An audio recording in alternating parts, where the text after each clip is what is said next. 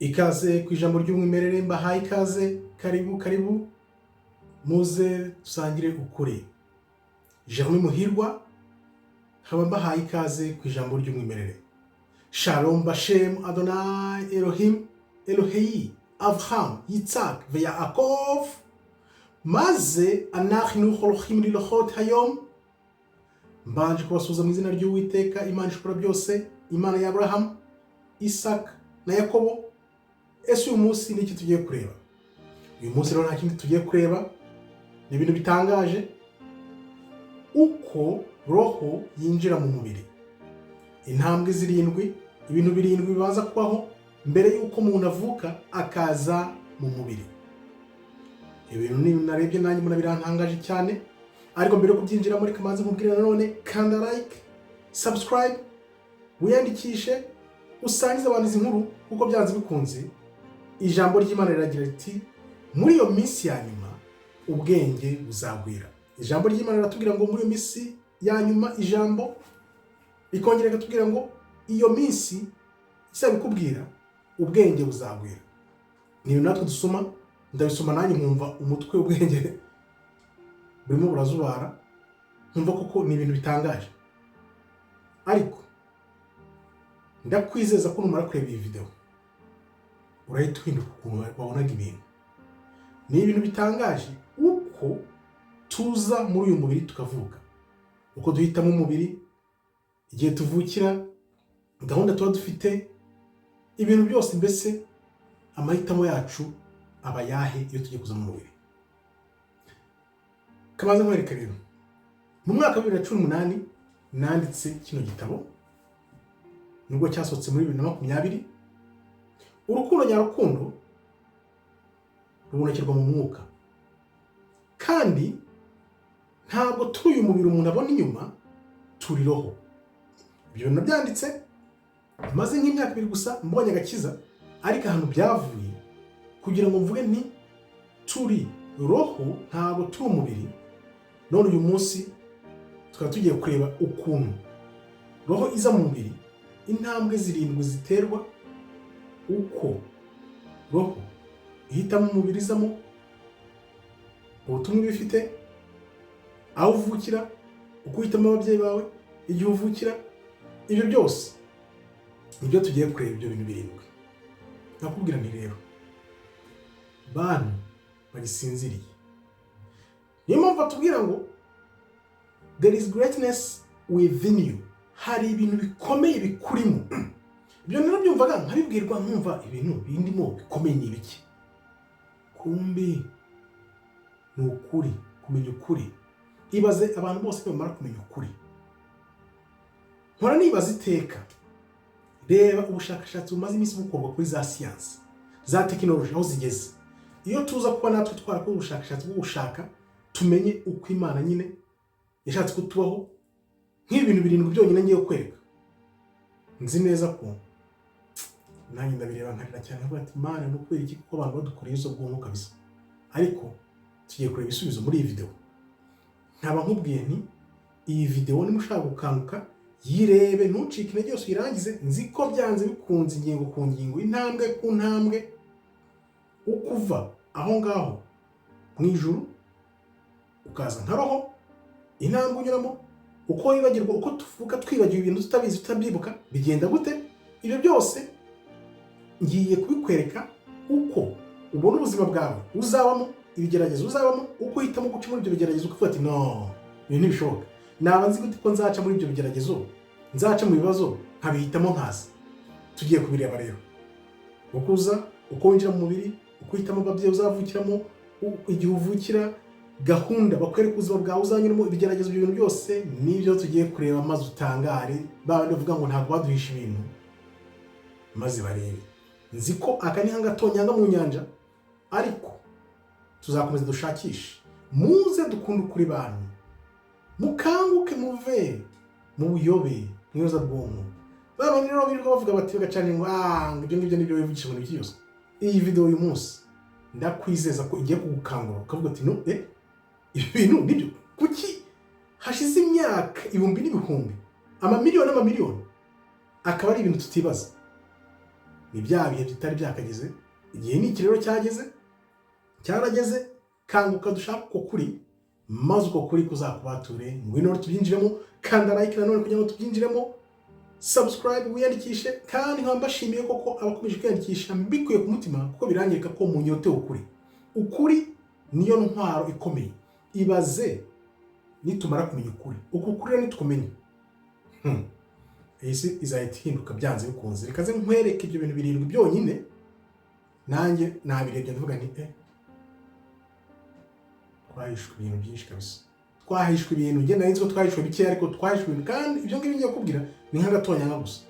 Injiramo rero turebe, kanda like tuzamuke. Ubushize narabwiye mukanda like, mugira angahe 140 hafi 50. ubu munsi ndagira noneho tuyagire 200 300 400. Iyi message igere ku bantu byanze bikunze, nzi ko ukuri kuzatubatura. Igihe cy'ukuri cyarageze, ntawe ushobora kugisubiza inyuma niyo byagenda gute. Wewe uri mu buyobe, uri mu binyoma, mbwira ni okay, dore ijambo yego ni ijambo ry'Imana ni Bibiliya, ariko bayivugishije ibyo Imana itari yarakugeneye. Niyo mpamvu ya greatness iri muri weho, bya bintu bikomeye bikurimo utabibona, utabigeraho. Niyo mpamvu rero reka nze mbikubwire ubirebe, ibyo bintu 7 roho yawe inyuramo mbere yuko yinjira mu mubiri ngo uvuke nk'uruhinja. Reka turebe uko bigenda. Kanda like rero tuganire, tuzamuke, kandi yo like tuze turebe ibintu 7 biba mbere yuko umuntu avuka. Ibyo bintu 7 tutabwirwa. Navuye ko ibintu byinshi twahishwe ari byinshi cyane, ariko uyu munsi nzi ko tugiye gutangira kubyinjiramo, kandi nzi neza ko uko kuri tugushatse tuzakubona. Dutangire rero, nongere ngusabe kanda like, kandi abakomeje kwiyandikisha ndabashimye cyane, ni iby'agaciro cyane, mbashimye mbikuye ku mutima. Reka turebe uko kuri twahishwe. Ibintu 7 biba mbere yuko roho yawe iza mu mubiri ngo uvuke nk'uruhinja. Ese hari ubwo ujya wibaza niba hari ibintu bibura ku bintu byose wabwiwe? Tuvuge ibintu bigendanye n'urupfu, ubuzima ubaho, n'uwuriwe, n'ibindi. Mwene ibyo bintu byibaza. Hari igitabo kimaze imyaka 1000 kibisobanura neza, ariko icyo gitabo cyahanagwe mu mateka atari ukubera impanuka, ahubwo kubera ko icyo gitabo cyaguha imbaraga badashaka ko wagira. Nuvuga ibyo bintu bisomye ukabimenya, ugira imbaraga z'umurengera ku buryo uhita umenya uwo uriwe n'impamvu uri hano. Ubumenyi bwa roho yawe rero n'ibyo yakoze mbere y'uko uvuka, uyu munsi nibwo bwenge bukakongera kugaruka, ukamenya uwo ari we ugendeye kuri roho yawe. Ibyo ukora mbere y'uko weho uvukira mu mubiri, ibyo bintu wari wabyibaza? Bigenda gute? Uza mu mubiri ute? Uhitamo uyu mubiri gute? Ibyo uhitamo byose bigenda gute? Icyo gitabo rero cyitwa Codex Animae mu Kilatini, cyanditswe hafi imyaka 1200 ishize, kikaba kigaragaza inzira yose roho ya muntu inyuramo mbere, ubungubu na nyuma y'urupfu. Ni ukuvuga mbere y'uko uza mu mubiri, mu gihe turi hano ku isi, niyo dupfuye, uko bigenda ibyo bintu byose. Urumva ko babiduhishe. Ibi nabitekereje kare, birantangaza. Ndebye ukuntu amamiliyoni y'abantu turi hano ku isi tutajya twibaza uko tuza hano ku isi nuko bigenda byose. Sinzi ko iki kibazo wari wakwicara ukibaza, ese ndi hano kubera iki? Byagenze gute? Ejoro nibwo narebaga abantu bera, nkareba ubuyobozi bafite bw'isi. Uyu munsi barabagendera kakahava bakiyemera, bakatwemeraho, bakatwereka ko baduhatse. Ariko umunsi bavumbuye ko nta mbaraga nta n'ububasha badufiteho, mbega amarira we, bizamarira akomeye cyane. Ntangiye kugenda mbibona, kuko iyo winjiyemo hano ukareba izo mbaraga Imana yaturemanye, nituramuka tubivumbuye nabo ubwabo bakamenya ko nta mbaraga nta bubasha badufiteho, bizaba igihe cy'amarira gusa. Icyo kitabo rero kikaba cyuzuyemo amabanga y'amadini, za leta n'ubutegetsi. Ibyo byose bikaba barabihishe, bakabihisha muntu kugira ngo babashe kudutegeka, badutegereje igitugu, kandi tutinyagambura na gato. No kuvuga ngo ibyo bintu birimo ubimenye, ntago wakongera kugendera mu iyozabwonko ry'idini cyangwa za leta n'ubutegetsi buri hano ku isi. Ibaze nawe uramutse umenya impamvu wavukiye muri uwo mubiri. Ibaze nawe uramutse umenya impamvu wavukiye mu muryango wavutsemo. Ibaze uramutse umenya impamvu wavukiye igihe wavukiye. Ibaze uramutse umenya impamvu ibigeragezo uhura nabyo, impamvu, umubabaro, byose uko wabihisemo mbere yo kuza mu mubiri. Ibi bintu byose duhura nabyo tuba twarabihisemo mbere yo kuza muri uyu mubiri. Uragira uti have sigaho. Reka mbigusubiriremo. Ibaze uramutse umenya impamvu wavukiye muri uwo mubiri urimo, mu muryango wavukiyemo, igihe wavukiye, impamvu ibigeragezo byawe uko biteye, umubabaro, ukamenya ko byose umanza kubihitamo mbere yo kuza mu mubiri. Turabigeraho urebe ukuntu ibi bintu ubihitamo. Uramutse umenya ibi bintu, ubuzima bwawe buzahinduka, kuko uzaba tumenya ko nta kintu na kimwe gipfa kuba. Ibintu byose biri ku mupango w'Imana, niko yabipanze. Buri muntu rero uhura nawe hari impamvu. Buri muntu uhura nawe wese afite impamvu mu buzima bwawe. Uwo duhura nawe, abagoma, abahakanyi, ababisha, abeza, abakunda ukuri, abantu bose duhura nabo umunsi ku munsi, buri wese afite impamvu uhura nawe. Buri mbogamizi uhura nayo ni intambwe ikugeza ku bintu byiza. Buri kintu kibi uba uhura nacyo ukacyita icyago, bimwe twebwe bitubaho mu buzima bw'uyu munsi tukabyita ngo mbega amakuba, mbega ibyago. Kiriya kintu ni intambwe ikugeza ku bintu byiza. Reka tuze tubyinjiremo rero urebe ukuntu ibintu biteye, ibintu 7 roho yawe ihura nabyo mbere yo kuza mu mubiri. Kanda like twongeye tuzamuke. Ibi bintu niba koko unyotewe ukuri, komeza urebe urangize iyi video. Ndizera neza ntashidikanya ko numara kumva ibi bintu urahita uhinduka. Noneho babandi bajya bavuga ngo ntayoza bwonko bakorewe, turareba ibyabo. Ariko ndakwinginze, niba wumva ushaka kuri koko, kanda like, sharinga, urebe iyi video kugeza ku munota wa nyuma, kugeza irangiye. Noneho urebe ukuntu ubuzima bwawe buhinduka. Nzi neza, nizeye ko nta mukene ubaho. Abantu bose bagize Imana bakamenya uko kuri, ndabona neza, nizeye neza ko abantu babahoka. Kandi hariya njya nibaza, kuki imyaka yose tumaze ku isi nta bushakashatsi bubaho bwo kumenya Imana? Abantu bagiye kuza batangira bavuga ngo Bibiliya ngitubwiye. No, Bibiliya mumaze imyaka 1000 muyisoma. Ibintu ndi kugenda mbona binyereka ko ahubwo bimwe navuga ngo barayihuhuye, nta kintu kimwe basizemo. Ibaze ibintu 7 biba mbere yuko uvuka, roho yawe iza mu mubiri. Twese twemera ko tuvuga ukuntu gutangaje bakavuga ngo namayobera, ariko ibyo bintu birahari, birabitswe. Nibyo tugiye kureba rero, dushira amatsiko turebe aho tuba turi, uko bigenda. Izo ntambwe zose 7 mbere yuko tuvukira mu mubiri. Kuvuka mu mubiri rero niyo ntambwe igaragara, ijya gusanga iya nyuma ikomeye cyane. Uraje urebe ukuntu ari intambwe ikomeye kuvuka kuba umuntu kuri no si. Ntago byoroshye, urebe impamvu bitoroshye. Ibyo nibyo turi burangizeho. Komeza urebe, kandi like, sharinge. Noneho turebe uko kuri koko. Nzi neza ko kuri ndi kugenda mvumbura nanjye kuzabagirira akamaro, kandi noneho tukamenya abo turi bo, tukamenya n'impamvu turi hano, tukamenya icyo Imana idushakaho, tukamenya n'ukuri kw'ibi bintu. Kuko ni gute abantu basenga bagasenga bagashaka bakavuga ngo bashaka Imana bagasenga ntihagire ikiba. Rikuze ubirebe rero nizi mpamvu. Dukomeza nanone rero, mbere yo gukomeza nongere nkwibutse, kanda like, usharinge, wandike igitekerezo, ibyo utekereza. Dukomeza rero, twagiye. Ikintu gishimishije kurushaho nuko iyo umaze kumenya ibi bintu umenya ko nta muntu numwe uri victime, nta muntu numwe uhohoterwa mu isanzure no kwisi irimo. Nta muntu numwe uri victime. Ni wewe uyobora ubuzima bwawe, kandi umenya ibi bintu byose. Iyo ubimenye bituma wikura mu bwigunge, mu kwishinja, mu bwoba. Uba ufite guhuza ubuzima bwawe, ukabufata mu biganza byawe, ukabutegeka. Ni ukuvuga ngo ibi bintu umaze kubimenya, uravuga uti ni iki cyanzanye, naje no gute. Ese ni kanga ujya wicara ukibaza uti ni kuki ndi hano? Ujya wicara ukibaza uti kuki ndi hano? Andika hasi niba ujya ubyibaza. Ngiye mbyibazaho, bimbayeho kenshi cyane, ndabyibaza kuki ndi hano, naje gukora iki. Ese kuba ndaha bisobanuye iki? Twese cyangwa abantu benshi babaye ubuzima bakagendera mu kigare. Ndabeshya, twese tubaye mu buzima bukomeze nko kugendera mu kigare. Niko bimeze.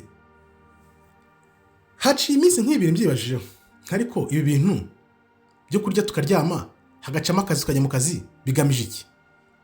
Kuki turi muri iyi kasho ya prison twita ubuzima.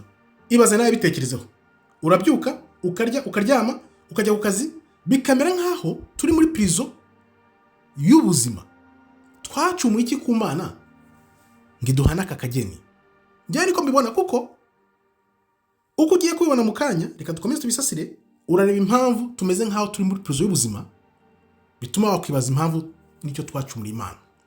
Abantu baraza bakagenda, ese ibi ni ibiki? Mu by'ukuri twibagiwe abo turi bo nicyo twaje gukora hano ku isi. Biratangaje cyane, biratangaje. Twaje gukora iki hano ku isi? Ese ndamutse nkubwiye ko mbere yo kuvuka wari uzi buri ntambwe agomba gutera, mbere yo kuvuka kuza muri uno mubiri wari uzi intambwe agomba gutera zose n'ibyo agomba gukora mu buzima. Tugende kuri icyo gitabo rero, roho yawe mbere yo kwivukira mu buzima hano ku isi inyura mu myiteguro. Roho yawe irabanza igategurwa mbere yo kuza hano muri ubu buzima. Uhitamo ababyeyi bawe uzavukiramo, ugahitamo umubiri wawe uko uzaba umeze, ibigeragezo uzahura nabyo, n'ubutumwa bwawe uzazana no kuri ino si, byose ubihitamo. Ibi byose ubihitamo mu mucyo n'ubwenge buhebuje, nta bwoba na mbuga ufite, nta no gushidikanya. Roho yawe rero ibizi ibigeragezo byose, yewe n'ibizakubabaza byose, kuko bizatuma wibuka. Urabizi rero uko zahabu inyuzwa mu muriro. Roho yawe nayo izi neza ko igomba kunyura muri ibyo bigeragezo kugira ngo urumuri rwawe rukwire hose. Uko bashyira zahabu mu muriro kugira ngo itungane imere neza, niko roho yawe nayo inyura muri ibyo bigeragezo kugira ngo uzongere uzamure rwa rumuri rwawe rukwire hose.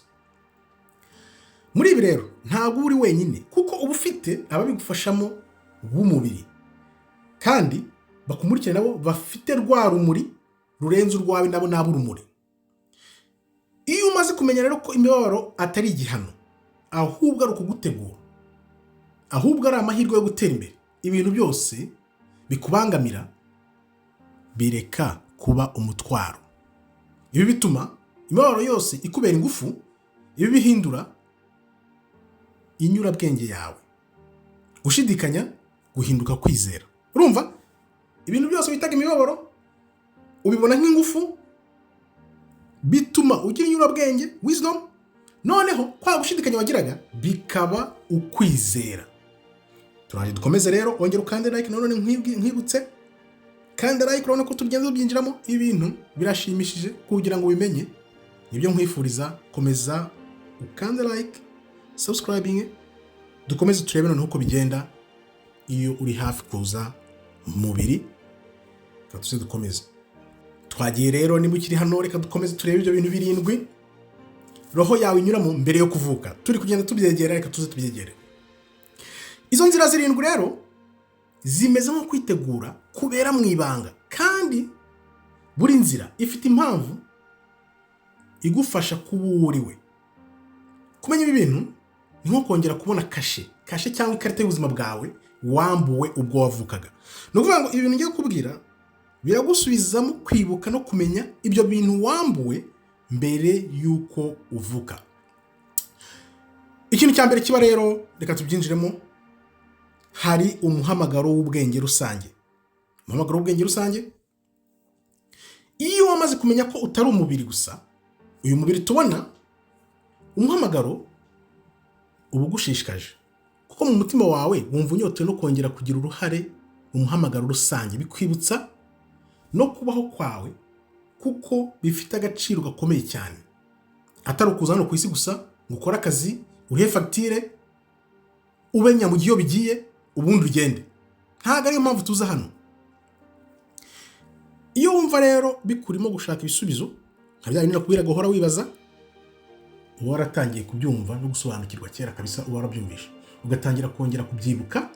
Aha rero niho utangira gushakisha, ukumva unyotewe no kugendera mu murongo w'indangagaciro za roho yawe. Bivuze iki?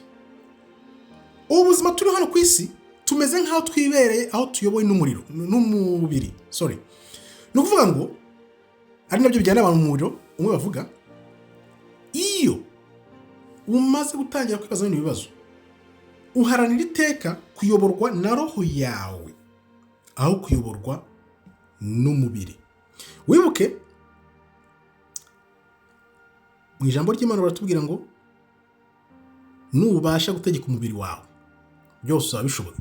Ni ibintu rero batubwira, kuko ni ukuvuga ngo ubushake bwa roho ntabwo ari bwo bukorwa, hakorwa ubushake bw'umubiri muri ino si.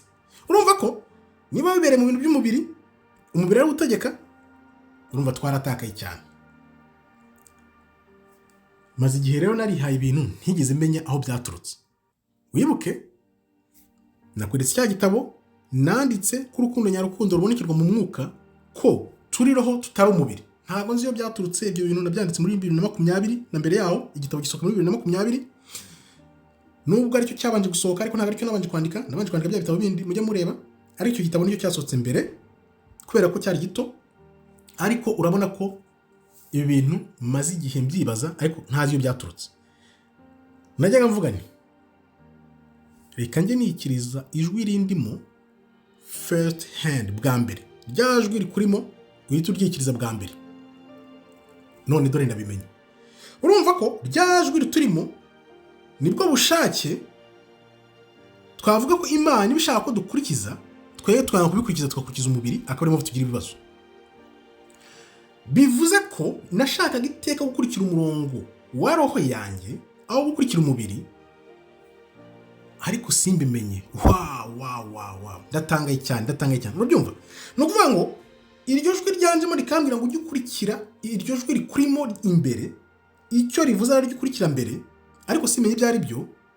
Ni ukuvuga ngo ni ubushake bwa roho bwashaka ko tubukurikira. Urabyumva? Ikintu cya kabiri rero kiba mbere y'uko roho yawe iza mu mubiri ni iki? Kandi aho like none tuzamuke, ibintu birashimishije.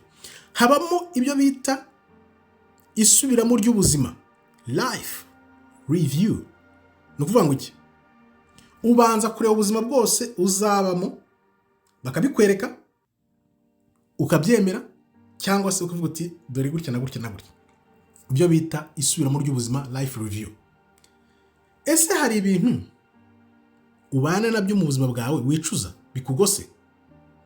Ukibaza uti iyo nza kuba naragize nya, iyo nza kuba narabivuze simbigumane ku mutima, yaba nabasha gusubiza inyuma intambwe z'ibihe. Ibaze ibyo bintu bijya bikubaho, ukaza ariko kuki ntagize gutya, ibi bintu kuki ntabivuze, byari kuba byagize gutya na gutya. Ese Mana wambabariye, byibuze yaba nabasha gusubiza ibihe inyuma kwere. Ibyo bintu byibyibaza. Benshi rero turiho tuboshywe n'iminyururu, iminyururu yo guhora twicuza iyaba, kwicuza byahahise, no kwishinja bitugose. Kwishinja bitugose. Ese ndamutse nkubwiye ko mbere y'uko uvuka roho yawe ibi byose yarabibonye, roho yawe yarabibonye muri iyo life review, mu isubira mu buzima bwawe iba yarabibonye. Ibi bigaragazwa n'urukundo. Nk'iyo mukiye umuntu nawe wumva ubabaye, wafasha umuntu nawe ukanezerwa n'ibyishimo bye, bikaba ibyishimo byawe. Iyo umuntu ababaye nawe urababara kubera ko ari urukundo. Iyo ufashije umuntu unezezwa n'ibyishimo bye, bikaba ibyishimo byawe. Ibyo bintu mu isi hari ahantu henshi ubibona. Wabera umuntu urugero rwiza ugashimishwa no kumva ko nawe yagutse.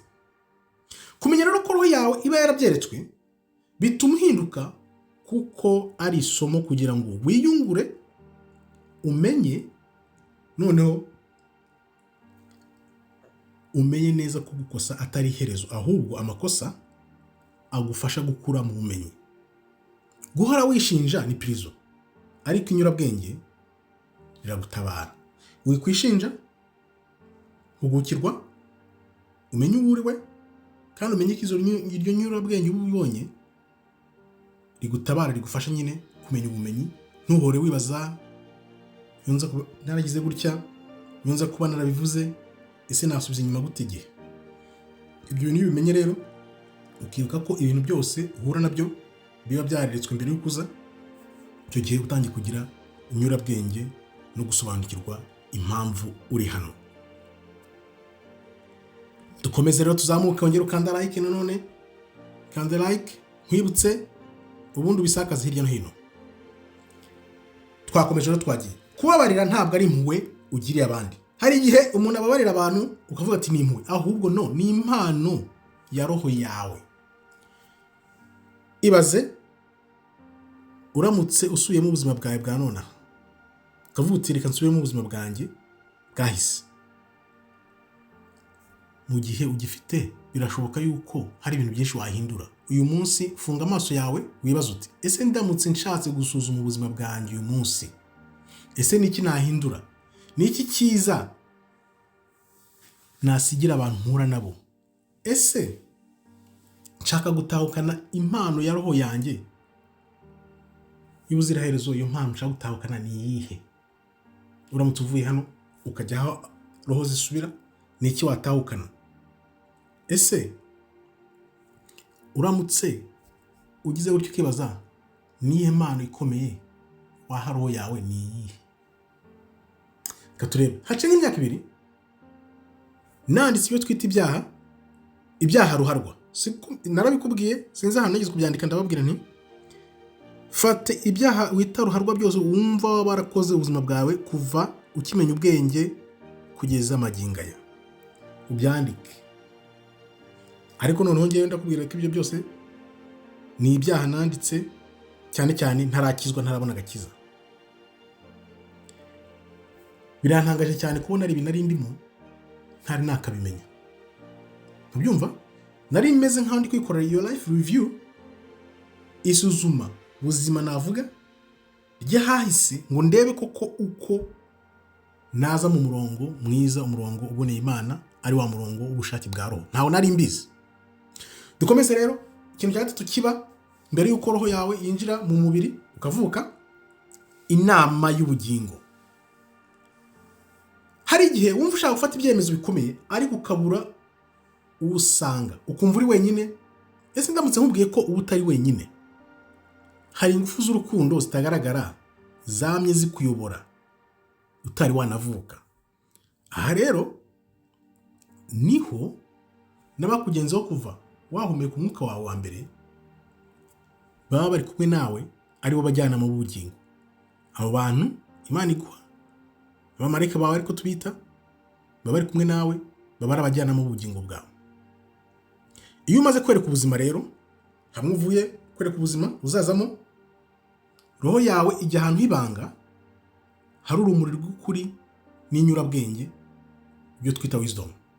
Ku rumuri rw'ukuri n'inyurabwenge, aha rero niho roho yawe ihura n'abajyanama bayo. Ibaza ahantu nko mu cyumba gituje urukundo. Urabona nabariya bagenda bakava mu mubiri bavuga ko iyo bageze inyuma aho ngaho hari ahantu babumva ari urukundo nyine, bakarwumva nyabyo. Haba hari ibiremwa by'urukundo bigukikije gusa. Ibaze ugiye aho hantu mu cyumba gituje hari ibiremwa by'urukundo bigukikije gusa, ukikijwe n'urukundo. Aho ngaho ho bazi neza ko urenze uko wibwira wiyizi. Uko tuzi twibwira twizi, urumva byane baravuga ngo muri weho harimo ingufu z'umurengera utazi. Ntabwo bakubwira impamvu izo ngufu zifite, ntibakubwira uko wazijyamo uzimenye. Abo bantu rero babajyanama bawe b'ubugingo baba bazi ibyaha byose, ariko ntabwo bagucira urubanza. Baba bazi neza ibyo wifuza kwiga, baba bazi ibikomere ushaka gukira, baba bazi ibyo ugomba gukosora byose. Ibyo byose baba bizi. Aha rero niho byose byigirwa. Ibyo ushaka kuzahura nabyo, izindi roho wifuza kuzahura nazo ngo zigufashe, yaba abakunzi n'abo twita abanzi. Ese ni iyihe misiyo ihambaye roho yawe yifuza kurangiza?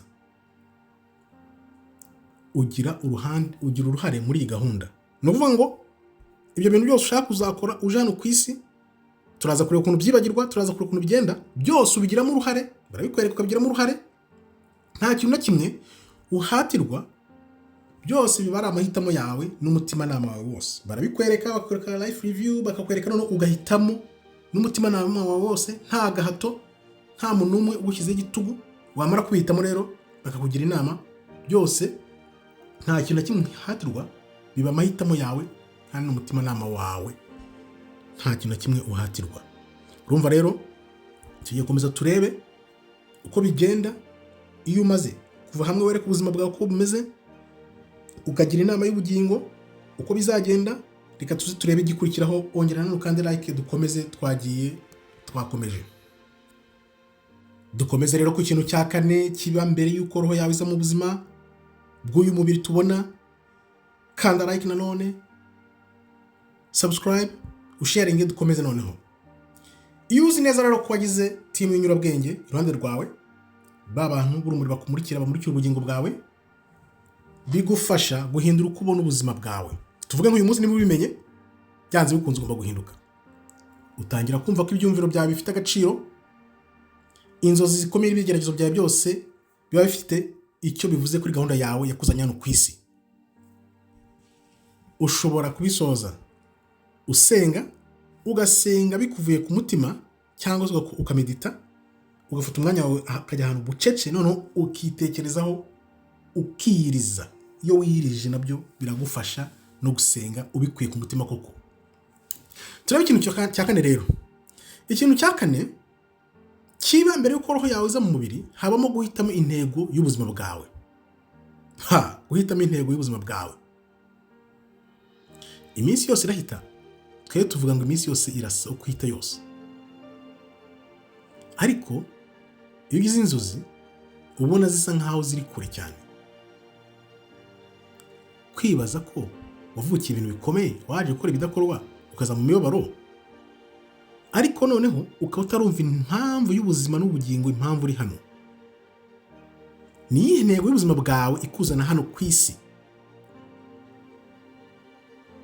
Kumva rero ko ntacyo urageraho, cyangwa ntacyo umaze, cyangwa se waje gukora cyane ku isi, ntawe uba wibeshye, ahubwo ni ikimenyetso gikomeye cya roho yawe iba itangiye gushaka kwibuka misiyo yayo y'ibyo yahisemo, ariko ukaba warabyibagiwe. Uko wambutse uza muri uyu mubiri ntitubibona, twarabyibagiwe. Urumva, twese iyo tubonye umwana w'uruhinja ntabwo umenya ukuntu byagenze. Ni ukuvuga ngo uri hano nyine, ariko ntabwo ari accident yatumye uba hano. Ibintu byose ni umupango n'umubare w'Imana. Kuko iyo utangiye kubyibaza rero, biba ari ikimenyetso gikomeye ko roho yawe itangiye kwibuka misiyo yawe yayizanye. Kandi noneho ibihe turi kugenda twinjiramo, ibi bintu bigiye kuba cyane, abantu batangire bamenye, bibuke icyabazanye. Iyo rero ugiye kuza mu mubiri, uhitamo nta gahato, ahubwo uhitamo mu rukundo. Uhitamo isomo rikuzanye, icyo uje guhindura, ibintu bikomeye ushaka guhindura muri ubu buzima. Ibi bishobora kugaragarira mu buryo bwinshi: kugira ubumuntu n'umurava, kuba intangarugero no gukangura izindi roho. Urabyumva? Mana, shimwa ko ndi kugerageza muri uyu murimo. Ni iby'agaciro waratwiyeretse kugira ngo dukangure izindi roho, nazo zimenye impamvu ziri hano. Ufite rero umurava wo kuzana ibishya n'inyurabwenge kuri ino si. Igishimishije rero ni uko roho yawe idashobora guhitamo intego idashobora. Ntabwo roho yawe ishobora guhitamo intego itazashobora. Oya, uvukana ibintu byose muri weho kugira ngo bizagufashe kurangiza gahunda wahisemo uzakurikira. Nuvuga iyo tugiye kuza hano, byanze bikunze Imana iguha ibintu byose uzakenera bizagufasha. Niyo mpamvu abantu bajya bavuga ngo ntabwo Imana ishobora kuguha ikigeragezo udashoboye kwikorera. Urumva, naha biba byaravuye. Urumva ko hari ibintu byinshi byagiye bicika nyine bikazamo tukabimenya. Urumva niho biba biturutse.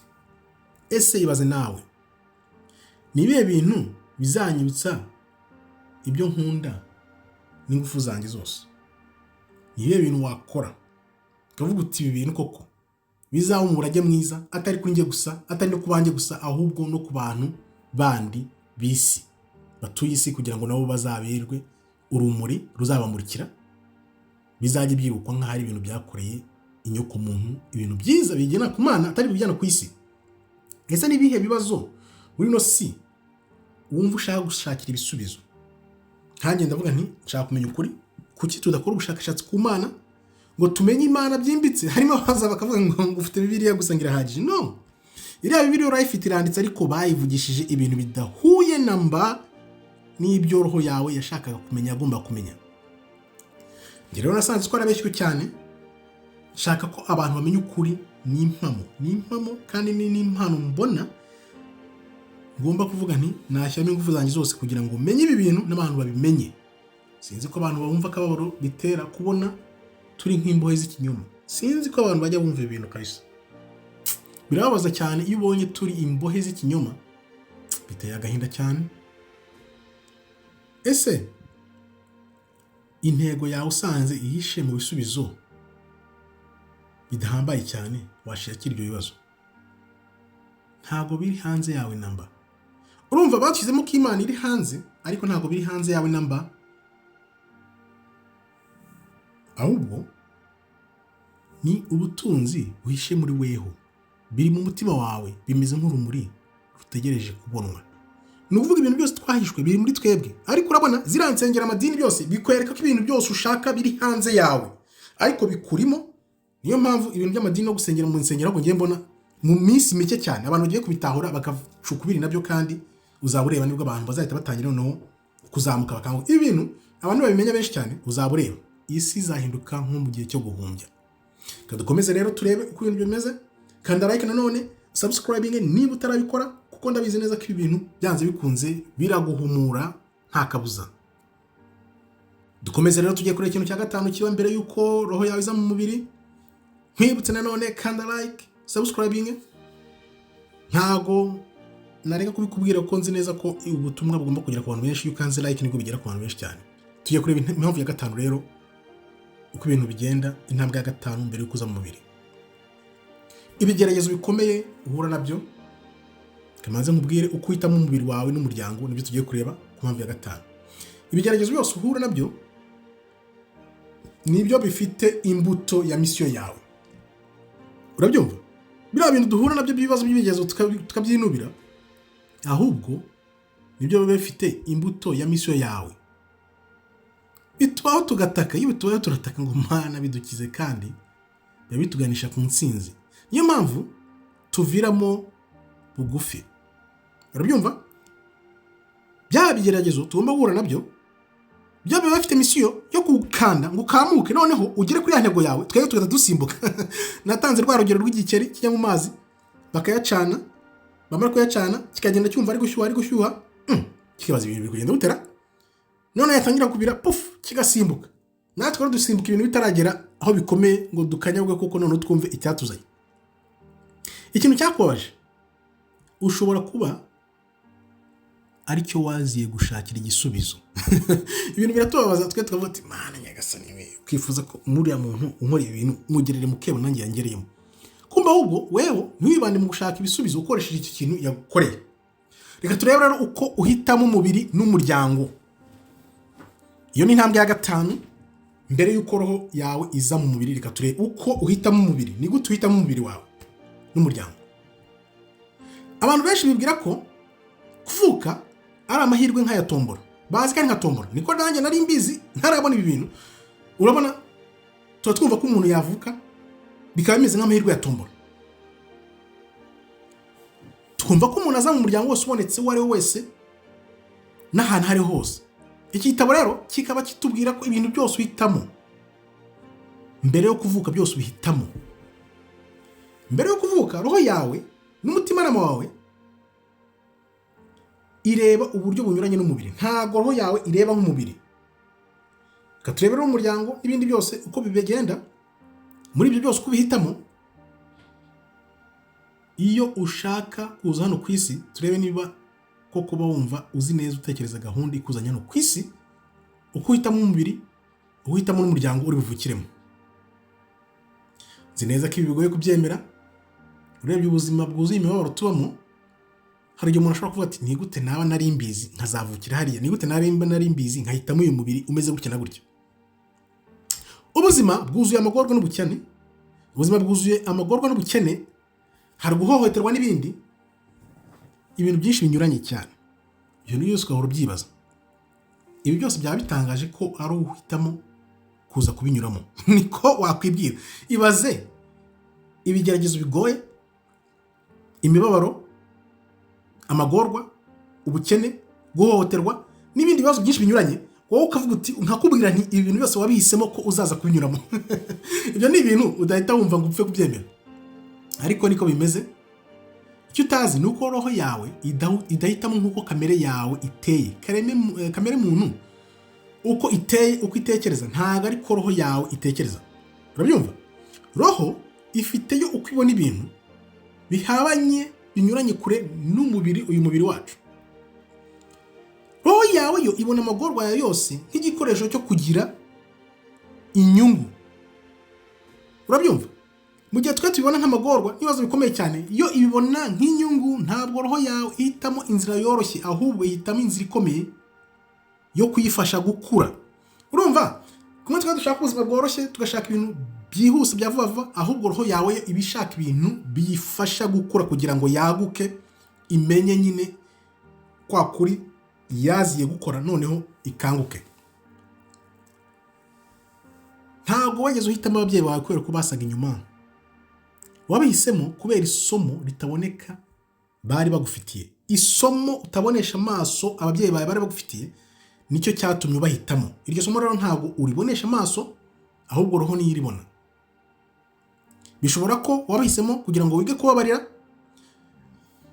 bishobora kuba ari ugutsinda bizakugirira inyungu, kubera ko uzakiza iyo mibabaro idashira, imibabaro yokamye umuryango wawe, ibisekuru n'ibisekuruza. Akaba ariyo mpamvu wahisemo ababyeyi bawe, kuba wenda uragira ngo wige kubabarira, ari ugutsinda ibintu bibi byokamye umuryango, ibisekuru n'ibisekuruza, kugira ngo wiyubake, utsinde ibigeragezo. Urumva? Iyo bakweretse bwa buzima bwawe mbere y'ukuza, uko ubihitamo, byaze bikunze uravuga ati reka mvukire aha ngaha, noneho ngende mpindura ibi n'ibi n'ibi n'ibi. Wige kubabarira, wige gutsinda imibabaro idashira, cyangwa se ibintu by'ibibazo byokamye umuryango, cyangwa wibuke umenye gutsinda ibigeragezo. Ibi rero ni nako bimeze ku mubiri wawe. Iyo uhitamo umubiri wawe, uhitamo uko uzaba umeze, byose bigendana n'imihigo uba warahisemo. Nta kintu na kimwe kiba ari impanuka, habe na kimwe, nta na kimwe kiba kiri impanuka. Reka tuze dukomeze tubireba. Twagenda none rero kanda like, tuze dukomeze tureba, subscribe. Iyo umaze kumva ibintu rero, utangira kureba amateka yawe mu bundi buryo, utangira kwireba mu bundi buryo.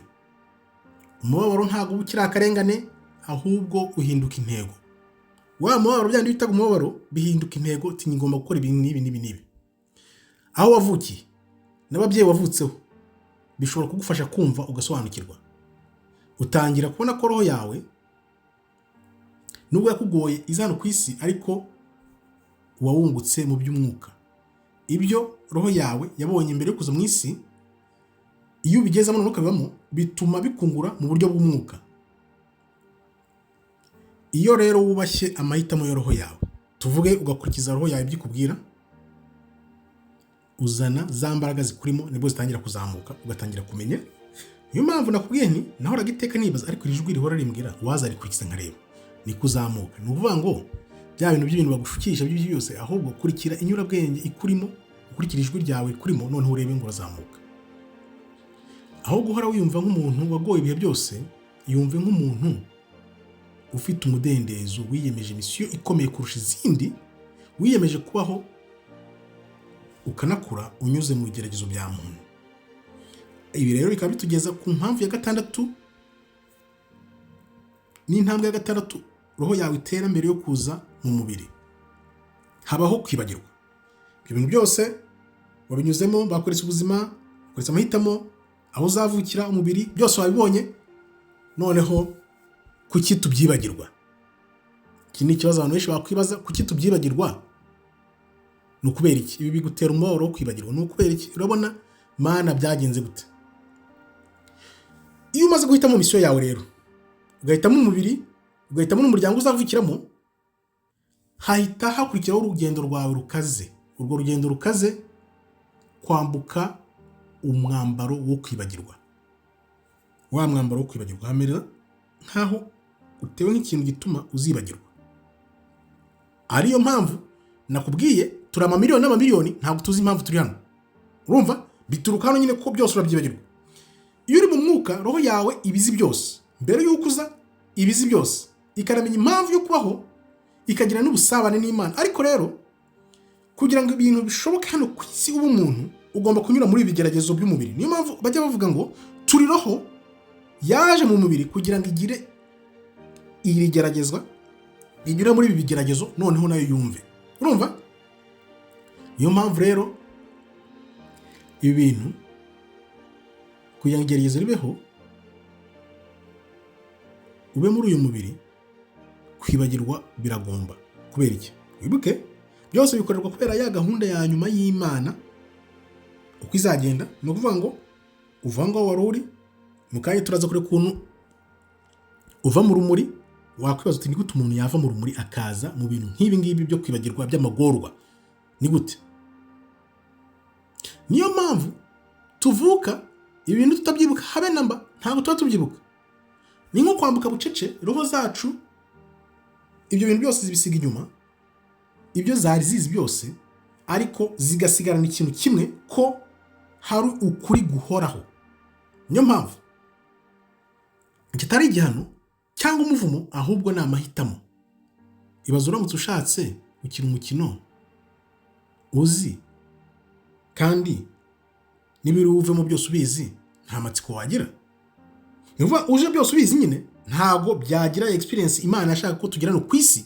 Ntago kura kwabaho, habaho urujijo, habaho amayobera, habaho kujijinganya, habaho umubabaro wo guhora uvuga uti kuki naje muri ibi bintu, kubera ko wari wimereye neza, none dore ibyo wajemo. Sibyo? Nuvuga bya bintu byose babiguhanaguramo, bimeze nk'aho babiguhanaguramo, bakakusigara akantu kamwe gusa kakwereka ko hari ukuri k'ubuzima bw'ubuziraherezo. Nubwo abantu benshi baba batabikurikiza cyangwa ngo babyiteho, ariko byanze bikunze ka kantu kavuga ngo hari ubuzima bw'ubuziraherezo kagumaho. Kaze dukomeze turebe noneho kubigenda kugeza uvutse. Twakomeje rero none nkubwire ngo kanda like, kubera rero ko ibi bintu byose bihishe tubyibagirwa, nibyo bituma umukino w'ubuzima wo ku isi uba ukomeza hano ku isi. Nibyo bituma wiga kugira urukundo mu mwijima. Ni ukuvuga ngo urukundo ruganze wa mwijima. Nibyo bituma ugira kwizera utabonye. Nibyo bituma utangira gushaka aho waturutse n'impamvu uri hano. Niyo mpamvu utibuka inama roho yawe yagiriwe. Niyo mpamvu utibuka amahitamo y'ababyeyi bawe. Niyo mpamvu rimwe na rimwe wumva umeze nk'uwatakaye. Uyu mwambaro rero washyizwemo yose ari ukugira ngo utibuke ibyo bintu, kugira ngo buri ntambwe uteye yihariye bitume bikwegereza urukundo. Ariko rero uyu mwambaro nubwo uri mu rukundo, ntabwo ari nta makemwa, hari aho uba muto. Ni gute uba mutoya? Kandi mbikwereka. Mu nzozi iyo uri kurota, cyangwa amarangamutima yawe, mu mwiherero iyo utuje, rimwe na rimwe hari igihe wumva ugize agahinda ukumva ukumbuye aho waturutse, ariko utabasha kubona. Sinzi ko ibintu bijya kubaho, yaba mu nzozi zawe, yaba amarangamutima ugira, cyangwa se iyo wiherereye. Hari igihe ntabwo ibyo bintu bijya bikubaho, ukumva urakumbuye, ukumbuye ibintu utazi, ukumva ukumbuye gushaka kumenya aho waturutse, ariko utabasha kubona. Hari igihe wumva hari ikintu gitegereje kigomba kuba kiri inyuma y'aho amaso yawe abasha kubona. Ibi byose ni roho yawe ibishaka gukuraho wa mwambaro ngo yibuke ibyo bintu byose. Urumva bigera ahantu ya roho yawe ikavuga ati ndi mu mabaro, ndi mu gahinda, bimeze gute ko numva nkumbuye. Ariyo yandiri bavuga ngo ariko nkumbuye iwacu yewe nyagasani Yesu. Urabyibuka? Izo ndirimbo zose ziba zifite ahantu zituruka. Noneho kubera ko nyine utahazi ugatuza, nibyo ibi bintu byose biba ku bantu. Sinzi ko ujye ubibona. Ya roho yawe ibishaka gukuraho wa mwambaro kugira ngo wibuke ibyo bintu byose aho waturutse. Ndibaza bitangiye gusobanuka. Ikintu gishimishije rero nuko ushobora gutangira gukuraho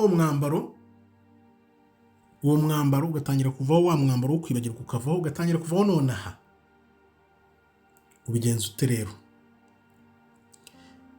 Ugomba gukurikira wa mutimanama wawe nta bwoba, ukiyiriza, ukita ku bimenyetso ugenda ubona. Umuntu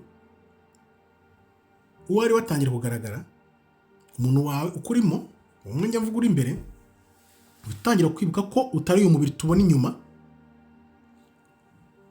Umenya ko utari iri zina ufite cyangwa aya mateka yitwa yawe ntabwo ari weho ibi ntabwo ari weho.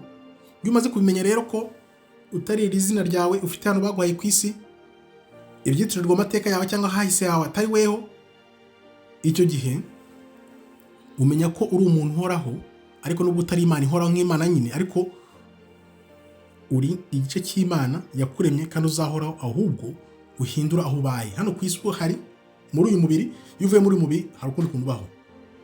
Umenya ko roho ihoraho idapfa. Hariya rero nta rupfu rubayo, nkuko nabikubwiye muri ya video nakoze y'abantu iyo bavuye mu mubiri ukuntu bigenda, barakubwira ngo hari urukundo rwinshi cyane kandi abantu ntibapfa. Ibaza abantu bamenye ko nibadapfa, abantu ntibamenye ko batajya bapfa, bizagenda gute? Dore ikintu gitangaje rero uko roho yawe yinjira mu mubiri. Imana ni umuhanga uhambaye cyane, ndakurahiye. Niyo wakwibagirwa akanya gato, niyo washidikanya, ariko roho y'umuntu wawe yo ntabwo ihinduka, ntabwo ijya ihinduka. Niho Imana ibera umuhanga. Roho yawe imeze nk'isinziriye gusa, niyo igihe gusa itegereje igihe nyacyo kugira ngo ikanguke. Niba wumva witeguye kuyambura uwo mubiri ukayivana muri uwo mwambaro wo kwibagirwa, noneho ubashe kubona ko uri kuri misiyo yawe yahahise cyangwa wahisemo, tangira wiyemeze. Twese tugiye dusangira aya makuru yo kwiyambura no kwambuka wa mwambaro. Byiyemeza uvuga uti ngiye kwiyemeza kwambuka no kwiyambura uyu mwambaro. Ariyo mpamvu Bibiliya itubwira ko ubwami bw'Imana budukikije, ariko turi mu bintu tubibona. Ibintu ndakwivugaho cyane. Ushobora kuvuga uti ariko Mana, ibi bintu ni gute ngiye kubikora? Niyambure uyu mwambaro wo kwibagirwa, mwambuke.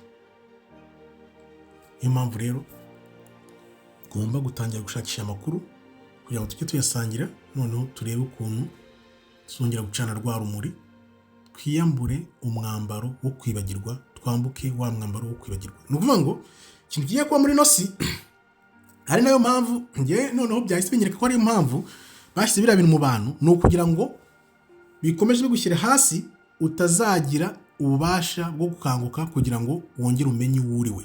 Rero noneho bitangiye kugira ibisobanuro bidashidikanywaho, tugomba kumenya ibi bintu ibyo ari byo nicyo babikoreye kugira ngo ukomeze uri hano utabyibuka, ariko ntibashobora gukumira ubuhanuzi nk'uko muna bikubwira. Tuze turebe rero, tubyinjiremo, dukomeze. Kanda like nanone, subscribing, noneho dukomeze tubyinjiremo kugira ngo ubutumwa bugere ku bantu benshi. Byanze bikunze n'igihe gusa tuziyambura uyu mwambaro wo kwibagirwa. Tugeze ku ntambwe ya nyuma rero, ariyo rurangiza, ari nayo ikomeye, uko umuntu roho ye iza mu mubiri. Iyi ntambwe ya 7, banza ukandeho like, subscribe kugira ngo tujye tuganira ibintu nk'ibi. Nzi neza ko iyi ni intangiriro. Nakubwiye ko ngewe niga, iyo nize nkabizangiza abandi niko niga kurushaho. Nanjye ibintu bishya ndi kubyiga, reka nawe ubyiga ubimenye, noneho urebe ko hari icyo bikumarira. Intambwe ya 7 dutera mbere yo kuza mu mubiri, hari ukugira ukwizera gukomeye cyane. Iyo umaze kwambuka ibyo byose twavuze haruguru, kwibagirwa ibyo wapanze ukanahitamo byose, uhita rero ugera ku gihe cy'ubutwari. Igihe cy'ubutwari bukomeye, igerageza rikomeye cyane roho yawe ihura nayo, aricyo twita kuvuka. Nibwo uvuka, ukavuka nk'uruhinja. Reka turebe ukuntu bigenda. Aha rero niho kwizera kuri. Roho yawe iba yuzuye inyurabwenge n'urukundo, ihita yinjira mu mubiri. Ya roho yuzuye urukundo, yuzuye inyurabwenge, yuzuye byose, yo yinjiye mu mubiri. Noneho ahantu nta garanti bifite, nta na gihamya, nta kintu na kimwe bayibuka, iba yiyemeje kwizera gukomeye gusa. Nicyo kintu bifite, ibigendera kuko kwizera, kandi izi neza ko ubuzima ijemo ari ukugira ngo yaguke, nta kindi. Ukwizera guhambaye niko gukomeye mu buzima bwose bubaho Imana yaremye. Kugira ngo uvuke roho yawe yinjire mu mubiri, niko kwizera gukomeye mu buzima, mu bintu byose Imana yaremye. Ariyo mpamvu handi tuvuga ngo abantu barutana n'abamarayika byose, ni ukuvuga ngo kugira ngo wiyemeze kuza mu mubiri ni ukwizera guhambaye gukomeye mu buzima bwose Imana yaremye bubaho ku isi yose, aho wagenda yaba ku isi yaba mu isanzure ari hose, kwiyemeza kuza mu mubiri nicyo kintu gikomeye. Niyo mpamvu turano tutumva ukuntu bimeze. Uba uvuye mu bugingo buhoraho ukinjira mu mubiri ushira, ukemera kubaho nk'imfungwa, ukemera imibabaro, ukemera kuza mu bwoba n'ibindi bibi nk'ibyo byose. Wemera kwibagirwa uwo ari we, ukaza mu buzima bw'umubiri kugira ngo byibuze wenda uzongere kwibuka uwo uri we, ufite uko kwizera kuzongera kwibuka uwo uri we. Twese tuzi neza kuvuka uri mutoya mu mubiri w'intege nke, ukarira, nicyo kimenyetso cya mbere ukora iyo uvuye mu aho wari uri ukaza nka ukinjira mu mubiri. Ikintu cya mbere ukora urarira, none isi ikakubona ye. Ibintu byose rero biba ari bishya kuri weho, ariko muri weho hari ikibusigaramo cya kera wibuka, ukibuka ko iyo ukiri umwana roho yawe iba byibuze ikiri connected, iba iri connected n'aho yavuye nubwo udahita ubyibuka. Abana bato rero hari igihe bavuga ku buzima bahisemo n'inshuti zitagaragara bagize, baba bibuka hamwe bavuye, bakanagira n'inzozi zimwe zimeze nk'ubutumwa buba buvuye ku yindi si. Ariko rero uko igihe genda gishira niko wa mwambaro wo kwibagirwa ugenda uganza. Ni ukuvuga wa mwambaro wo kwibagirwa ugenda uganza, tukamera nk'aho dukorewe iyozabwonko. Hano rero sosiyete tuba tujemo ikoze ukwayo, bituma abantu barushaho kwibagirwa, ariko ntabwo bibagirwa burundu, kuko byanze bikunze tuba tuzi ko hari aho twavuye nubwo tuba tutahazi, tutahasobanukiwe. Nyamara burya iyo uri ahantu hari bucece hacecetse, hari igihe roho yawe yibuka aho wavuye n'intego yakuzanye. Ni uko wenda tutabyitaho benshi ngo tubikurikire, ariko usuzumye wabimenya ukareba niba ari aho uri ariho ugomba kuba uri uyu munsi. Nzi neza ko twese cyadutsinda, ntabwo twanabimenya. Buri kigeragezo uhura nacyo ni amahirwe yo kwiyubaka no kwibuka kugira ngo umenye impamvu uri hano ku isi. Buri rukundo uhura narwo nka ya nyiramubande ikubwira iti ukuri guhoraho iteka, kandi wibuke ko mu ijuru ariho hari ukuri ku bwinshi cyane. Buri kintu gishya cyose ukoze bikwibutsa ko wari umunyabigwi, ushobora kongera guhumeka ukaba umunyabigwi nanone. Uvuga ngo nta kiba kikuwerereye. Katuze dukomeze rero turebe tugana ku musozo ibintu biba mbere yuko roho yawe yinjira mu mubiri nuko bigenda. Turi kwegera umusozo rero, nkwibutse nanone tujya kurangiza kandi like nanone. Ibi byose iyo birangiye rero uhitamo kuvuka, ukemera kwibagirwa, ukemera gukina umukino bita match irenze izindi zose. Kuvuka ni umukino urenze izindi match zose. Ukemera kubaho nk'ikiremwa muntu, ukomera kugerageza kwibuka kuri uwo mu ijuru. Kuvuka rero ntago ari itangiriro ry'ubuzima ku isi, ni itangiriro rya ventile ya roho yawe ishakisha urumuri rwayo. Kubera ko rero wibuka ibi, ntago watuma usubira, ntago ushobora kuhasubirayo. Iyo wamaze kuvuka ntago ushobora kuvuza hano ngo birakomeye ngo reka nisubirire. No, ntibishoboka. Kubera iki? Nuko roho yawe ibishakira rwa rumuri nyine hano ku isi. Kubera ko wibuka ibi ngibi bituma udashobora gusubirayo. Iyo wibaza ibintu nk'ibi rero, nibwo ibibazo utacika bitangira kwigaragaza. Kuki ibintu byose twabihishwe? Niba koko roho inyura muri aya mabanga yose mbere yo kuza ngo uvuke, kandi niba buri buzima bufite intego yabwo, kuki twabwiye tukanigishwa kubaho nk'abagowe kuri ino si? Ibyo bibazo byose ukabyibaza. Kuki dukora twumva ko ntacyo twimariye, ntaho twarenga, tudakwiye gukora ibitangaza? Igisubizo kiroroshye cyane, kuko roho zo zirabizi,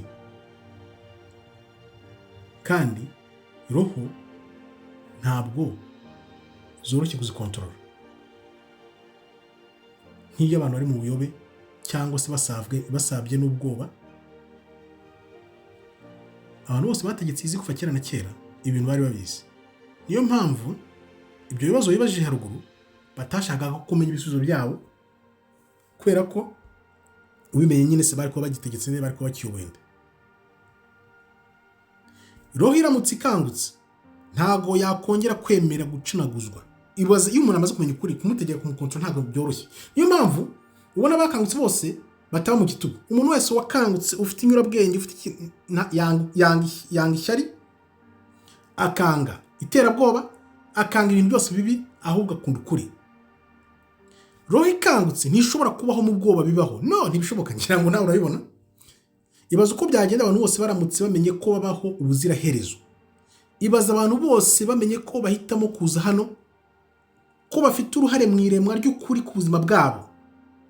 Yaba amadini, za leta, ibigo n'imiryango yose byahita bitubasha byiha ku buzima bwawe bwo kuyoboza ubwoba, kwiheba, kwishinja ibihano, gukontorora abantu.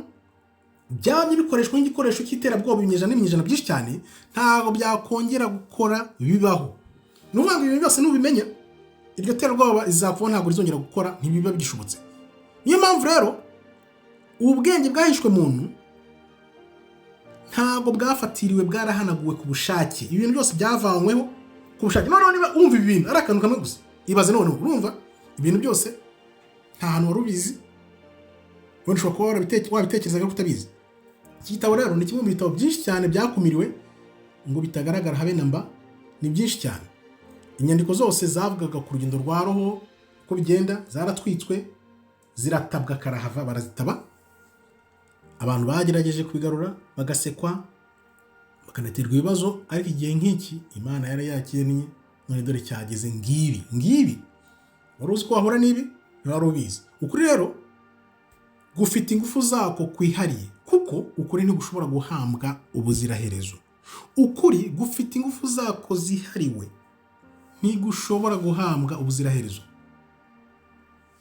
Ukuri kuba ku mpapuro z'ibitabo, ukuri kuba mu nzozi, ukuri gutura mu mitima ya benshi. Urumva ko ntabwo ushobora kuguhamba ubuziraherezo. Urakumva nawe, sibyo? Ngira ngo byanze bikunze ukuri niko kuzabuhora abantu. Niyo mpamvu tuvuga ngo ukuri kuzabuhora abantu byanze bikunze. Tujye gusoza rero. Kwa kundi wiyumvamo ko hari byinshi utazi, birenze byinshi cyane utazi, wibaza ibibazo byinshi cyane ugendeye ku byo wabwiwe, ni roho yawe bishaka gutobora kugira ngo uve mu kinyoma cyubatswe kandi kikuzengurutse. Inkuru nziza rero nuko nta muntu n'umwe ushobora gukumira roho yawe gidakanguka. Imbaraga zo gutuma wibuka uriwe zahozeho, ziriho kandi ziri kumwe nawe, ziri muri weho, byanze bikunze uzongera ubyibuke. Umaze kumenya ibi rero ufite amahitamo. Ushobora gukomeza kwiryamira muri ubwo buyobe n'iyozo bwonko wakorewe, cyangwa se ukiyemeza gukanguka ukabaho nk'uko bikwiriye, ukabaho mu bwisanzure buhoraho nk'ikiremwa muntu gishingiye ku mutima nama. Kuba rero noneho umenye ukuri kwahishwe, ikibazo gikurikira ntiwagicika. Ntushobora kugicika. Ikibazo gikurikira wahita wibaza, ni gute watangira kwibuka uriwe? Roho yawe rero ntabwo yahanaguwe ngo wibagirwe byose burundu, gusa irasinziriye. Ni nk'uko ufata ingemwe ukayishyira mu butaka igategereza ibihe byiza ngo izamuke. Urabona iyo ushyize urubuto ingemwe mu gitaka, irategereza gato igahita izamuka. Ibihe bintu rero nabyo byarakomeye, birageze kugira ngo wibuke uriwe noneho uzamuke. Birashoboka ko wakwibuka uriwe, ariko ni inzira iganisha ku kwiyunga n'ibikurimo imbere muri weho, ukimenya uri imbere. Ubuzima tubayeho rero n'urusaku n'ururane rw'ibibazo bituma utabigeraho. Kugira ngo bigeraho rero bisaba umutuzo, ahantu hataba urwo rusaku. Ntugasuzugure inzozi zawe na rimwe, ahubwo ujye uzandika, uzitekerezeho, wibaze icyo roho yawe iri gushaka kukwibutsa. Burya iyo ugeze mu nzozi, roho yawe hari ikintu iri kukwibutsa, roho yawe ikongerera mu byumviro byawe. Ibyumviro byawe ibyo byose ntabwo bikugwirira, ahubwo ni memwari za roho yawe, kugira ngo wibuke ko utari wenyine. Ugomba kwibuka ko utari wenyine, abajyanama bawe baba bariho, Mwuka Wera, abamarayika, hari n'uyobora roho yawe, bose bategereje ko wiyunga nabo. Ubu bubyutse rero ni ubutwari bukomeye cyane. Nzi ko ibi bintu ni iby'ubutwari, bisaba kwihakana no kwanga ikinyoma n'ubwoba. Byanze bikunze, iyo utsinze ikinyoma ugatsinda ubwoba, ugatsinda ishyari, byanze bikunze uba utangiye gushaka kwiyunga n'uwo uri we ukurimo imbere. Ni uguhitamo kwibuka buri munsi rero, kandi ukavuga uti reka mbeho igihe cyose ndi urumuri, ndebe ubuzima bwanjye nyakuri. Witegereza ngo isi ihinduke kugira ngo ubone guhinduka, ubone gutangira. Witegereza ngo ibintu byose bibe munange, ubone guhaguruka ngo ukanguke. Isi ihinduka iyo uhindutse. Niba rero wumva ibintu uhuza nabyo, ububyutse bwawe bwatangiye. Izi rero zikaba zari intambwe 7 roho yawe itera kugira ngo iva aho ibiri ize mu mubiri, uvuke nk'umuntu. Ndibaza bigiye gukangura, dukomeze dushakishe ukuri, kandi nkaba nkomeje kubashimira nivuye inyuma mbikuye ku mutima abakomeje kwiyandikisha, abo tubana, nk'ababirangije byose mukabyumva ibintu. Nizera neza ntashidikanya ko bigiye gutuma mutangira gushakisha, noneho mutangire kumva bo muri bo. Nzi neza ko byanze bikunze tuzamenya ukuri, kandi ukuri kuzatubatura. Murakoze rero, Imana ikomeze barinde. Shalom, shalom, toda raba, tov meyod.